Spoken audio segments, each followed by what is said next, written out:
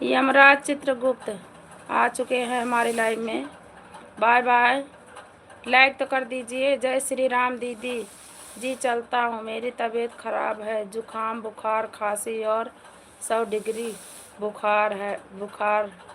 100 degree हुआ है बुखार। लाइव में नहीं रख सकता। जय श्री राम। ठीक है बिल्कुल, दवा ले लीजिए भाई। यमराज भगवान,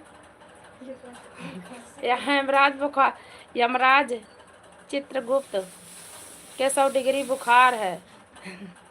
दवा ले लीजिए, दवा सीधा है। दवा ले लीजिए भैया, दवा ले आइए दिखा के। सर्दी खांसी जुकाम 100 डिग्री बुखार, ये तो बहुत ज़्यादा हो गया।